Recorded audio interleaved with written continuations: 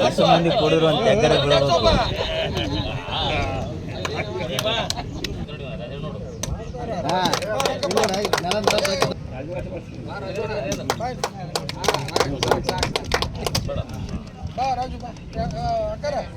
ಏ ಬಾ ರಾಜು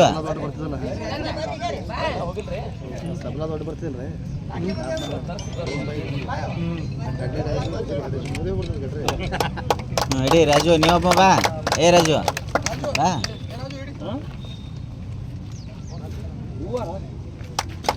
ಕಣ್ಣು ನೋಡು.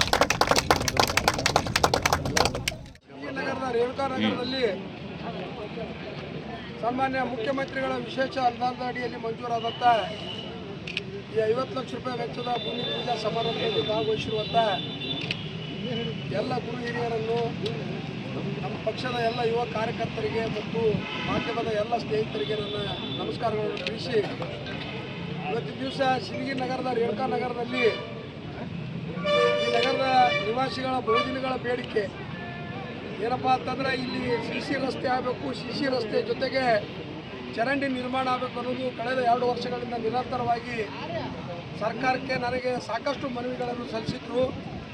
ಈಗ ಮುಖ್ಯಮಂತ್ರಿಗಳ ಒಂದು ವಿಶೇಷ ಅನುದಾನ ಅಡಿಯಲ್ಲಿ ಇವತ್ತು 50 ಲಕ್ಷ ರೂಪಾಯಿ ವೆಚ್ಚದ ಈ ಭೂಮಿ ಪೂಜಾ ಸಮಾರಂಭವನ್ನು ನಿಮ್ಮೆಲ್ಲರ ಸಮ್ಮುಖದಲ್ಲಿ ಅತ್ಯಂತ ಸಂತೋಷದಿಂದ ಇವತ್ತು ನೆರವೇರಿಸಿದ್ದೀವಿ. ನಾನು ಈ ಭೂಮಿ ಪೂಜೆಯ ಸಮಾರಂಭಕ್ಕೆ ಆಗಮಿಸಿದಾಗ ಈ ಒಂದು ರೇಣುಕಾ ನಗರದ ಯುವಕರು ಹಿರಿಯರ ಜೊತೆ ಆ ರೋಡಿನ ವೀಕ್ಷಣೆ ಮಾಡಿದಾಗ ಈ 50 ಲಕ್ಷ ರೂಪಾಯಿ ವೆಚ್ಚ ಇಲ್ಲಿ ಏನೂ ಸಾಲುವುದಿಲ್ಲ ಅನ್ನೋದು ನನಗೆ ಗೊತ್ತಾಗಿದೆ.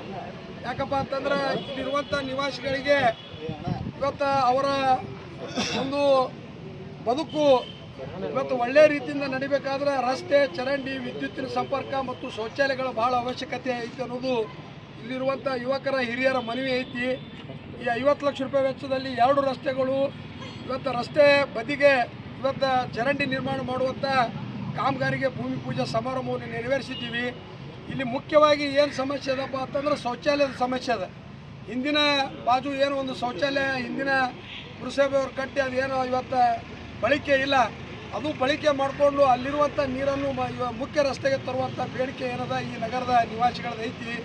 ಇನ್ನೂ 50 ಲಕ್ಷ ರೂಪಾಯಿ 1 ಕೋಟಿ ರೂಪಾಯಿ ಖರ್ಚಾದರೂ ಸಹಿತ ಇನ್ನು ಕೇವಲ 6 ತಿಂಗಳಲ್ಲಿ ಅವರ ಬೇಡಿಕೆಯನ್ನು ಪ್ರಾಮಾಣಿಕವಾಗಿ ಈಡೇರಿಸುವ ನಿಟ್ಟಿನಲ್ಲಿ ನಾನು ಕೆಲಸ ಮಾಡ್ತೀನಿ. ಉಳಿದಂಥ ಸಿ ರಸ್ತೆಗಳಿರೋ ಕಾಮಗಾರಿಗಳನ್ನು ನಾನು ಮಾಡಿಸ್ಕೊಡ್ತೀನಿ ಅಂತೇಳಿ ಸಮಸ್ತ ರೇಣುಕಾ ನಗರದ ನಿವಾಸಿಗಳಿಗೆ ನನ್ನ ಅತ್ಯಂತ ಸ್ಪಷ್ಟವಾದ ಭರವಸೆ ಕೊಟ್ಟು ಈ ಅತ್ಯಂತ ಒಂದು ಶಿಸ್ತು ಮತ್ತು ಒಂದು ಭಕ್ತಿಪೂರ್ವಕವಾದ ಭೂಮಿ ಪೂಜಾ ಸಮಾರಂಭವನ್ನು ಆಯೋಜನೆ ಮಾಡಿ ಈ ಕಾರ್ಯಕ್ರಮವನ್ನು ಯಶಸ್ವಿಗೊಳಿಸಿರುವಂಥ ಸಮಸ್ತ ರೇಣುಕಾ ನಗರದ ನಿವಾಸಿಗಳಿಗೆ, ನಮ್ಮ ಪಕ್ಷದ ಮುಖಂಡರಿಗೆ, ಕಾರ್ಯಕರ್ತರಿಗೆ, ಮಾಧ್ಯಮದ ಸ್ನೇಹಿತರಿಗೆ ಮತ್ತೊಮ್ಮೆ ನಮಸ್ಕಾರವನ್ನು ತಿಳಿಸಿ ನನ್ನ ಮಾತು ಮುಗಿಸ್ತೀನಿ. ಜೈ ಹಿಂದ್, ಜೈ ಕರ್ನಾಟಕ.